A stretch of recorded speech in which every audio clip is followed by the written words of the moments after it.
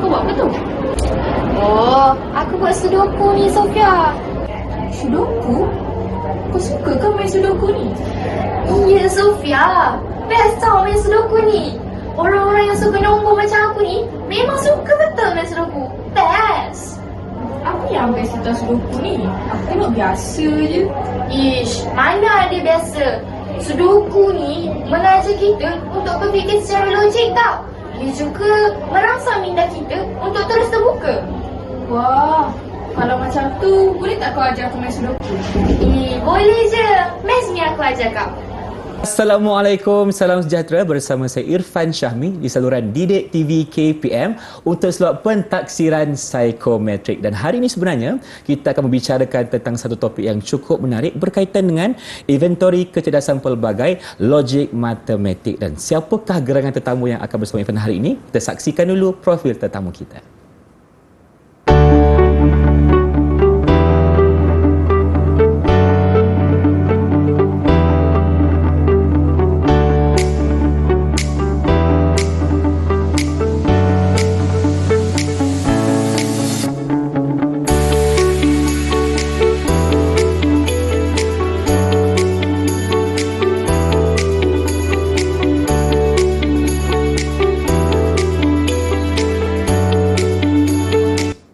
Itulah dia profil guru yang akan menemani Irfan hari ini, iaitu Cikgu Madiah Sabariah Muhajir, Guru Bimbingan dan Kaunseling Sepenuh Masa dari SMK Bandar Baru Bangi, Selangor. Assalamualaikum Cikgu, apa khabar? Waalaikumsalam, sihat. Alhamdulillah. Terima kasih kerana menemani Irfan hari ini di sebelah saya untuk ceritakan tentang pentaksiran psikometrik. Dan kita juga bersama dengan seorang jurubahasa isyarat. Irfan perkenalkan Cikgu Aida Hafiziana Muhammad Sobri dari SK Pendidikan Khas Ipoh, Perak. Assalamualaikum Cikgu, apa khabar? Baik, terima kasih kerana bersama kami untuk pentaksiran psikometrik hari ini membicarakan tentang logik matematik. Ada perkataan logik, ada juga matematik. Tapi kalau kita gabungkan, mungkin ada maksud yang berbeza. Jadi sebagai mukadimah ni Cikgu, mungkin Cikgu boleh terangkan apa yang dimaksudkan dengan logik matematik. Silakan. Baik, terima kasih Irfan. Baik, logik matematik ni kalau kita dengar matematik, orang dah lari kan? Betul, orang takut Cikgu. Orang takut dengan perkataan matematik. Tapi izinkan saya menerangkan dengan lebih lanjut apakah yang dimaksudkan dengan kecerdasan logik matematik dalam inventory kecerdasan pelbagai. Silakan, ataupun IKP. Baik, bagi kecerdasan ini ialah kebolehan yang dominan pada bahagian kiri otak membolehkan seseorang menakul secara didaktif dan induktif serta berfikiran secara konseptual dan abstrak. Baik, secara mudahnya Irfan, ringkasnya individu yang berkecerdasan tinggi dalam konstruk ini merupakan individu yang mahir memanipulasi nombor dan pengiraan. Nombor dan pengiraan. Benar. Kita dah tengok rakaman tadi kan? Yang suka main sudoku tadi? Ya. Ada dengar tak dia cakap, saya suka nombor. Betul, ada. Dan dia cakap, dan murid tu cakap saya sudoku ni merangsang pemikiran logik. Merangsang pemikiran katanya. Ya, benar. Okey. Jadi itulah yang dimaksudkan dengan logik matematik. Ya, jadi betul. kita boleh definisikan sebagai individu ini dia mahir tentang nombor dan juga pengiraan. Betul, nombor dan pengiraan. Baik. Saya disebut tentang penakulan tadi kan. Izinkan saya lah untuk menerangkan sedikit apakah yang dikatakan dengan penakulan. Penakulan ni Ifan ialah kemahiran membuat pertimbangan secara logik, rasional, adil dan saksama. Yang mana ia berkait rapat dengan penguasaan kemahiran kritis, kemahiran kreatif dan strategi berfikir secara induktif dan juga didaktif. Faham? Saya rasa umum dah pernah mendengar terma KEBAT, kemahiran berfikir aras tinggi. Right? So tadi ada dengar kan saya sebut induktif, didaktif. Betul. Agaknya apa tu Irfan? Itulah tu saya pun kurang faham lah Cikgu. Cikgu jelaskan. Yang penting bukan didaktif. Bukan. didaktif. Dia didaktif. Didaktif. Yeah. Baik, induktif ni secara ringkas kita boleh faham sebagai kesimpulan. Okey, faham. Kesimpulan. Kita meneliti beberapa contoh atau situasi yang spesifik. Okey, kita perhatikan ciri sepunya dan kita membuat kesimpulan. Baik. Manakala bagi didaktif pula ialah pertimbangan. Pertimbangan yang bagaimana? Meneliti situasi umum dan daripada situasi umum kita dapatkan contoh atau situasi yang lebih spesifik. Baik, itulah maksudnya induktif dan juga didaktif. Ya, benar. Mungkin sekarang ni cikgu boleh terangkan kepada kita berkenaan dengan ciri-ciri individu yang mempunyai logik matematik. Baik. Kita lihat ciri-ciri individu yang memiliki kecerdasan logik matematik. Pertamanya, mereka ni boleh menyelesaikan masalah kompleks yang berkaitan dengan matematik dengan mudah. Wah, pandai matematik lah ni maksudnya kan? Ya, betul. Sebab dia kan suka kira-kira. Baik, katalah saya letak murid A dan murid B. Saya bagi soalan sifir pada mereka. Baik. Murid A mungkin boleh menjawab, merespon dengan lebih cepat berbanding dengan murid B. Maka kita dapat lihat kecerdasan logik matematik itu tadi ke dalam diri murid A itu tadi.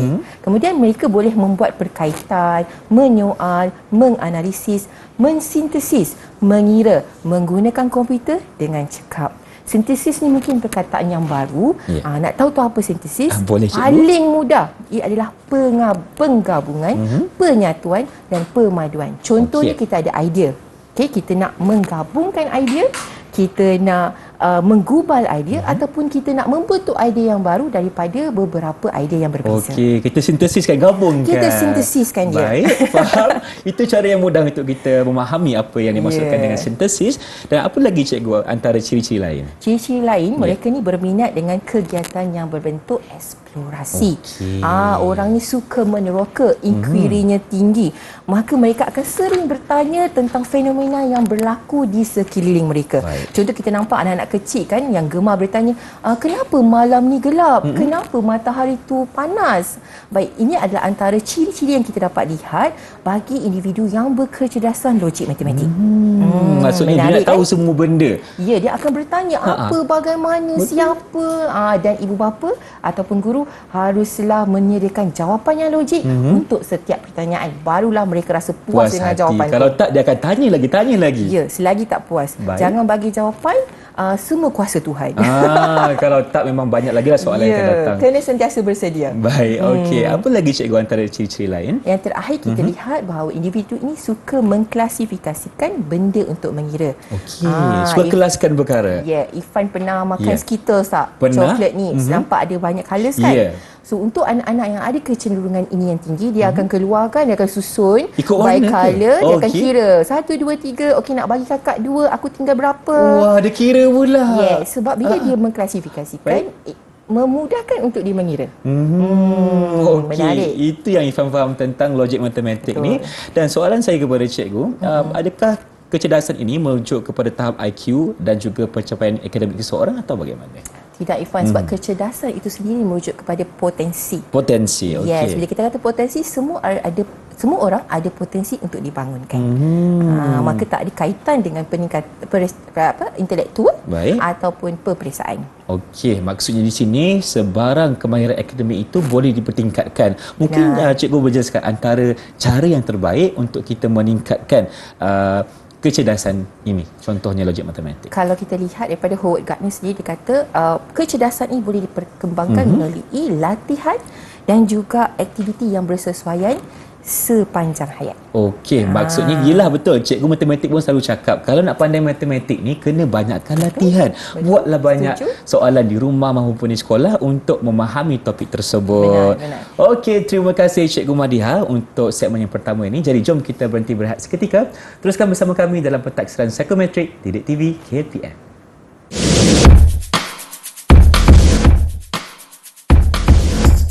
Bersama kami dalam slot Pentaksiran Psikometrik bersama saya Irfan Syami dan juga Cikgu Madiha di sini. Okey, kita sedang berbicarakan tentang logik matematik. Jadi untuk segmen yang kedua ini, apa yang kita akan diskusi pula? Baik, kita akan melihat di manakah letaknya soalan untuk menilai konstruk logik matematik. Baik, untuk pengetahuan umum, IKP terbahagi kepada dua kertas. Kertas satu, kecekapan, kertas dua, persepsi. Macam soalan periksa lah cikgu. Ya, nampak macam soalan periksa kan? Tapi sebenarnya nak menilai kecerdasan. Baik, kertas satu berbentuk aneka pilihan terbahagi kepada dua bahagian, iaitu bahagian A dan juga bahagian B. Untuk bahagian A, kita ada 40 item yang menilai kecekapan verbal linguistik, bahasa Melayu dan juga bahasa Inggeris. Manakala bahagian B inilah terletaknya item ataupun soalan yang menilai kecekapan logik matematik sebanyak 20 item saja, Irfan. Okey, tak 20 banyak pun. soalan berkaitan dengan nombor-nombor dan kira-kira. Ya, dia ada pattern, dia ada soalan tambah tolak operasi yang biasalah. IKP ni akan ditanyakan kepada murid ketika berada di tingkatan berapa, cikgu? Tingkatan 3. Tingkatan 3. Baik. Dan masa yang diperuntukkan adalah sebanyak 30 minit sahaja. Okey, setengah jam je lah. Untuk soalan ni lah, untuk soalan logik matematik. Okey, baik. Seterusnya kita tengok interpretasi skor untuk kecerdasan logik matematik. Ada tinggi, sederhana dan rendah. Baik, bagi rendah kita lihat 0 hingga 49%, 50% dan hingga 74% sederhana, manakala tinggi ialah 75 hingga 100%. Okey, baik. Baik Ifan, tadi kita bincang tentang ciri individu yang memiliki kecerdasan logik matematik. Alright. Dan kita nak bincangkan pula teknik ataupun gaya belajar, gaya pembelajaran yang sesuai dengan mereka. Sebab kita sebut ciri tadi, mereka ni ada rasa ingin tahu yang tinggi. Betul. Mereka ni suka bertanya. Jadi apakah teknik pembelajaran yang sesuai untuk diaplikasikan? Okey, jadi dengar semua yang ada logik matematik, dengarkan apa yang Cikgu Madiha nak cakapkan ni. Baik. Pertamanya yang sesuai ialah kaedah penyelesaian masalah, inquiry penemuan dan pembelajaran kooperatif.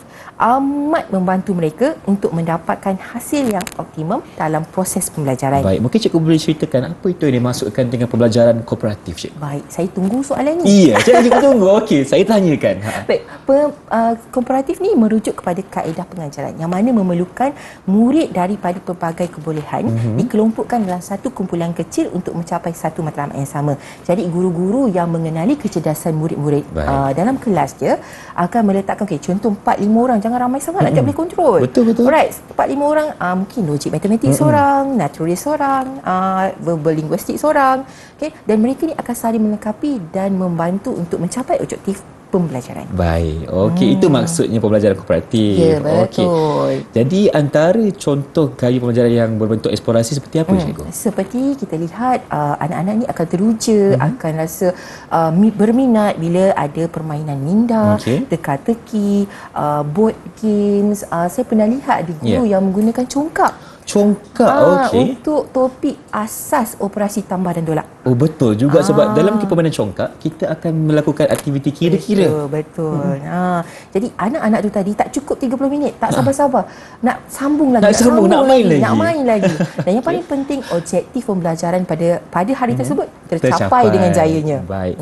Selagi tercapai, tak ada masalah berapa kali pun kita nak ulang permainan tersebut, kan cikgu? Betul. Dan bagaimana pula dengan hubungan nombor dan logik?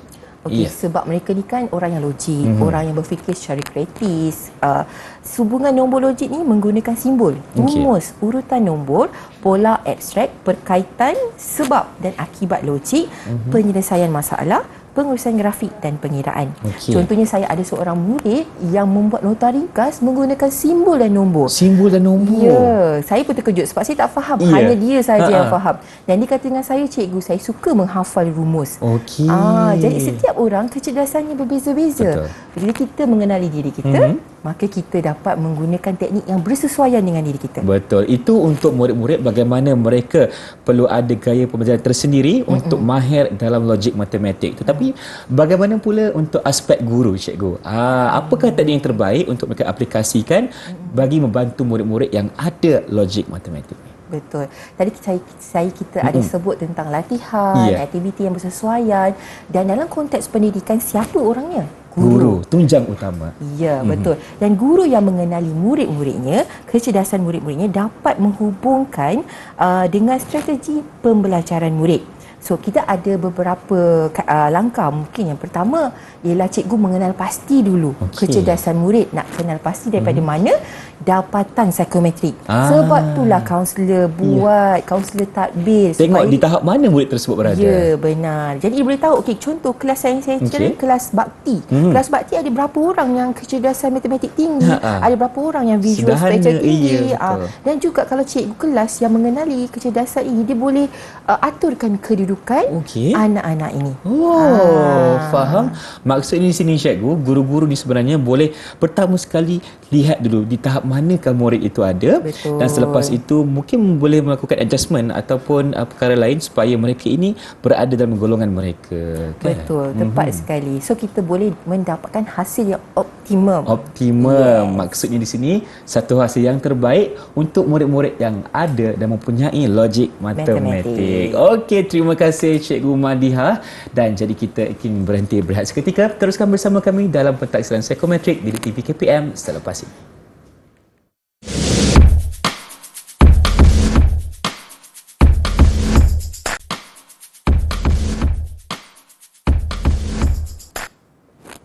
Kembali menyaksikan pentaksiran psikometrik bersama saya Irfan Syahmi dan juga Cikgu Madiha. Baik, kita sedang membicarakan tentang logik matematik dan pastinya Cikgu, ketika murid ini selesai di pengajian di tingkatan 3, mereka akan beralih pula ke menengah atas di mana di situ mereka akan memilih di manakah kelas yang mereka ingin pergi. Contohnya sains ke kesenian atau sebagainya. Jadi, apakah pilihan terbaik sekiranya murid-murid ini mempunyai logik matematik? Pak Irfan, kita fokuskan pada pakej mata pelajaran menengah atas. Ada pakej. Ya, di mana kita melihat kecenderungan, kita lihat minat, kita lihat kebolehan murid. Jadi bagi individu yang memiliki kecerdasan logik matematik ni, yang suka nombor, yang suka pengiraan, logik, pemikiran kritis, maka jurusan aliran yang sesuai ialah pakej STEM. Mungkin yang disebutkan tadi kan sains tulen tu, itu zaman dulu. Okey. Sekarang ni kita ada STEM A, STEM B, STEM C. Oh, dah baru dah. Maaflah cikgu, saya pun dah lama habis belajar kan. Dia bukan STEM yang chop tau. Okey. Dia STEM. STM, Sains, Teknologi, Engineering dan Matematik. Yes, betul. Baik, bagi pakej STEM A, kita kata murid ni mengambil semua mata pelajaran sains tulen. Fizik, kimia, biologi, matematik tambahan. Okay, bagi pakej B pula, murid mengambil 2 mata pelajaran sains tulen dan matematik tambahan. Okey. Alright. Itu pilihan sendiri cikgu? Ada beberapa kriteria yang akan saya terangkan sebentar lagi. Alright. Dan atau sekurang-kurangnya 1 mata pelajaran elektif STEM sains gunaan dan teknologi atau mata pelajaran bukan elektif STEM. Okey. Dan bagi STEM C pula, murid mengambil sekurang-kurangnya 2 mata pelajaran elektif STEM sains gunaan dan teknologi atau mengambil mana-mana satu mata pelajaran vocational. Okey, itulah pakejnya STEM A, STEM B dan STEM C. Betul. Jadi kita nak lihat sekarang apakah elektif ataupun mata pelajaran yang ada dalam elektif STEM. Baik, kita lihat mata pelajaran sains tulen dan matematik tambahan yang biasa kita jumpa. Betul. Fizik, kimia, biologi, matematik tambahan. Dan sekarang ni boleh kata matematik tambahan ni kebanyakan murid agak takut kan? Saya dulu pun takut sebenarnya cikgu dalam kelas. Tapi jangan jujur. Jangan risau, melalui latihan ulang kaji insya-Allah boleh berjaya. Seterusnya kita lihat mata pelajaran bagi sains gunaan dan teknologi. Ada banyak Ifan. Sains tambahan, grafik komunikasi teknikal, sains komputer, pengajian kejuruteraan, elektrik elektronik, lukisan kejuruteraan. Banyak kan kita dapat lihat di situ. Dan juga Irfan, saya ada sebut tadi tentang pakej STEM C STEM C. iaitu mengambil mana-mana satu mata pelajaran vocational. Okey. Antaranya subjek yang ada ialah hiasan dalaman, pembuatan perabot, catering dan penyajian dan macam-macam lagi. So bergantung kepada pihak sekolah yang menawarkan pakej tersebut. Maksudnya untuk STEM C tadi tu akan ada mata pelajaran sains tulen dan juga satu mata pelajaran vocational. Ya. Okey. Dan dia ada gabungan lah. Ada gabungan antara dua itu. Dan mungkin cikgu boleh ceritakan macam mana seseorang murid itu dia ingin melangkah pergi ke STEM A ke, STEM B ke atau STEM C. Baik, sebenarnya terdapat 4 kriteria pemilihan murid dalam pakej STEM. Yang pertama, kita akan melihat data peperiksaan. So kalau kata sebelum ni kan pandemik, tak ada peperiksaan, mereka ada buat peperiksaan akhir tahun ke, peperiksaan pertengahan tahun ke, so kita akan gunakan data tersebut. Yang keduanya ialah data PBD, data pentaksiran bilik darjah. Baik, yang ketiga, data psikometrik. Ini yang paling penting saya rasa. Ini yang paling penting ni. Kita akan lihat 3 kod mata hulen dalam inventory minat kerjaya dan juga dalam aktivitas logik matematik akan dilihat. Dan yang keempat ialah pertimbangan profesional. Itu antara kriteria sebelum mereka melangkah masuk ke tingkatan 4. Ya, Yang mana yang paling sesuai, STEM A, STEM B ataupun STEM C. Tapi cikgu, contohlah ada seorang murid ni dia tak memenuhi salah satu kriteria. Adakah dia masih boleh sambung ke pengajian tersebut ataupun tak boleh, cikgu? Sebab itu kita ada kriteria keempat, pertimbangan profesional. Okey. Di mana kita juga sekolah selalunya akan buat tempoh rayuan. Okey, tempoh rayuan, murid atau ibu bapa akan mengisi borang ataupun Google Form. Kita akan bincang dengan pengetua. Kita akan tanya dengan guru-guru yang pernah mengajar dia. Jadi kita nak lihat sebenarnya potensi anak ini dapat digilap secara maksimum lah. Dan kita tak nak meletakkan anak ini di tempat yang dia tidak dapat orang kata tidak dapat mencapai dan tunjukkan potensi dia. Betul, cikgu. Kadang-kadang ambition tinggi sangat, tak sesuai dengan kebolehan. Kemampuan diri sendiri. Okey. Sebab itulah orang kata ukur baju di badan sendiri. Betul tu. Dan maksudnya di sini sebagai seorang murid kita pastinya contohlah kan. Saya di tingkatan 3 saya betul-betul nak masuk aliran sains. Jadi saya sebagai seorang murid tu memang dah kena bersiap siaga. Maksudnya kena betul-betul belajar, jangan malas dan tunjukkan potensi saya dalam bidang ini. Betul tak, cikgu? Betul. Sebabnya kalau dulu kita kata kita ada exam PR, PT3. Tapi sekarang ni penilaiannya sepanjang tahun berterusan. PBD, maknanya dia kena hadir kelas, dia kena buat homework, dia kena tunjukkan pada guru-guru dia boleh mendapat tahap PBD yang tinggi. Betul. Boleh saya kongsikan sikit juga pengalaman saya sendiri. Waktu saya tingkatan 3 habis PMR, okey, senang. Sebab kita ada keputusan PMR tu, hari pertama tingkatan 4 cikgu dah asingkan. Okey, yang ini bagi instrumen macam tu. Tapi sekarang ini disebabkan kita pun dah tiada periksaan yang besar, contohnya PMR ataupun PT3, kita dah abolish benda itu dan kita kembalikan PBD yang berterusan sepanjang tahun. Dan dari situlah murid-murid ini perlu menunjukkan potensi diri mereka.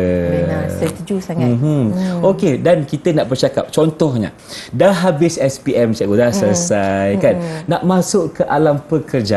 Okey, jadi untuk murid-murid yang ada logik matematik ni, apakah pekerjaan yang paling sesuai untuk mereka? Okey, tadi kita bincang tentang jurusan aliran kan.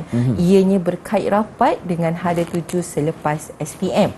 Baik, iaitu pemilihan program dan kursus pengajian di universiti. Baik.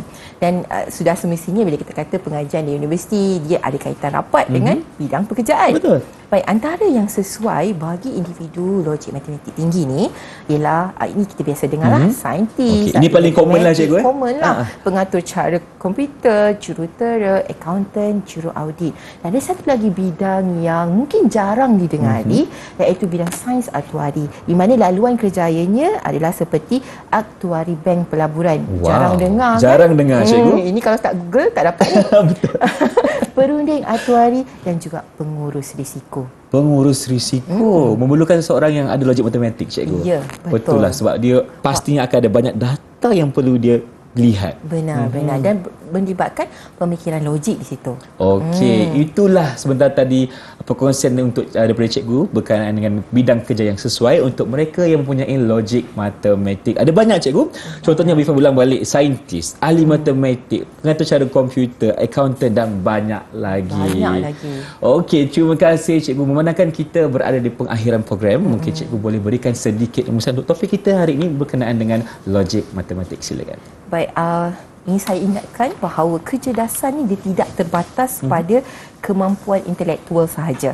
Okey, ia merupakan kemampuan yang dimiliki oleh seseorang untuk melihat sesuatu masalah dan berupaya untuk menyelesaikannya.